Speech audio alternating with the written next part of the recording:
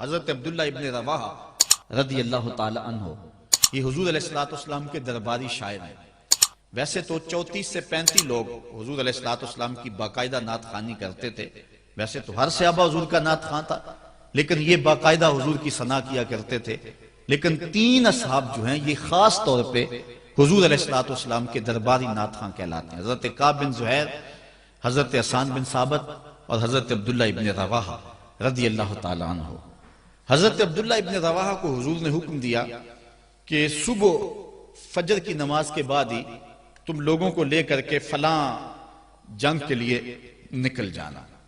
اب یہ بات سمجھ میں یہاں آ رہی ہے کہ حضور علیہ السلام کے نعت خواں صرف نعت خواں ہی نہیں تھے، وہ مجاہد بھی تھے، وہ تلوار بھی اٹھاتے تھے، وہ جنگیں بھی کیا کرتے تھے۔ اور حضرت عبداللہ ابن رواحہ جن کا یہ میں تذکرہ کر رہا ہوں، یہ جنگ موتا کے اندر ان کی شہادت ہوئی ہے۔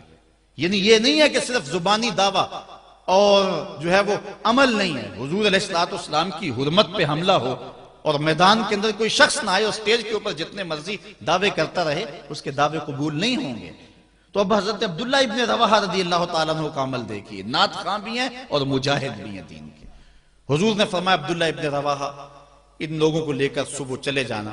حضرت عبداللہ ابن رواحہ کے پاس تیز رفتار گھوڑا تھا، آپ نے سب لوگوں کو صبح رخصت کر دیا، لیکن خود رک گئے، اس لیے کہ دن تھا جمعے کا۔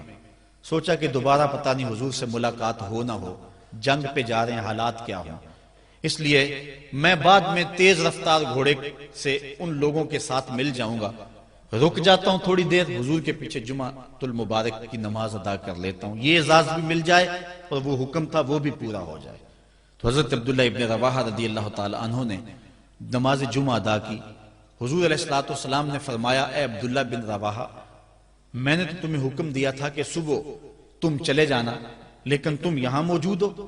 عرض کی حضور میں نے یہ عزم کیا ہے کہ میں ان کے ساتھ شامل ہو جاؤں گا، لیکن رکا اس لیے ہوں تاکہ آپ کے ساتھ جمعۃ المبارک پڑھنے کی سعادت حاصل کر لوں۔ اب یہ سعادت چھوٹی نہیں تھی، حضور علیہ السلام کی اقتداء میں نماز، اور وہ بھی نماز جمعہ، کتنی بڑی سعادت ہے۔ لیکن حضور نے کیا فرمایا سنیے، اور اس مختصر سی بات سے بہت کچھ سمجھیے۔ حضور نے فرمایا، لو انفقت ما فی الارض جمیعا ما ادرکت فضل غدوتہم، اے ابن رواحہ، اگر تو زمین میں جو کچھ ہے سب کچھ راہ خدا میں خیرات کر دے، جو پہلے چلے گئے ہیں ان کے ثواب کو نہیں پہنچ سکتا۔ تو حکم کی ترجیح ہے شریعت اسلامیہ کے اندر۔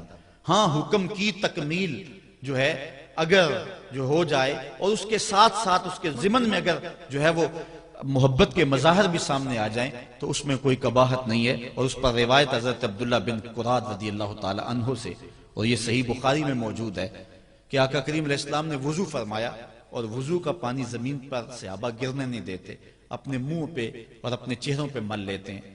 تو آقا کریم علیہ السلام نے فرمایا، ما یحملکم علی ھذا، صحابہ تمہیں اس بات پر کس شے نے ابھارا ہے، میرے وضو کے پانی کو جو تم زمین پر نہیں گرنے دیتے، تو اس کا سبب کیا ہے؟ تو حضرت عبد الرحمن بن قراد کہتے ہیں کہ صحابہ نے کہا، قالوا حب اللہ ورسولہ، اللہ اور اس کے رسول کے پیار نے ہمیں اس بات پہ ابھارا ہے۔ تو حضور علیہ السلام نے جو ارشاد فرمایا، اس عمل سے نفی نہیں کی، لیکن ساتھ حضور نے فرمایا، جو چاہتا ہے اللہ اور اس کا رسول اس سے پیار کرے، اور وہ اللہ اور اس کے رسول سے پیار کرے، اسے 3 چیزوں کا خیال رکھنا چاہیے۔ ایک، جب بھی بولے سچ بولے، اور جب بھی اس کے پاس کوئی امانت رکھے تو امانت کو ادا کرے، اور اپنے ہمسایوں کے ساتھ حسن سلوک کرے۔ یعنی اگر وہ اس مظاہرہ محبت میں شامل ہو گیا اور حضور کے وضو کا پانی اس کے ہاتھ سے مس ہو گیا اور اس نے برکت سے اپنے منہ کے ساتھ مل لیا ہے، تو اس کا یہ مطلب نہیں ہے کہ جو باقی اعمال ہیں ان سے ان کو چھٹی مل گئی، یہ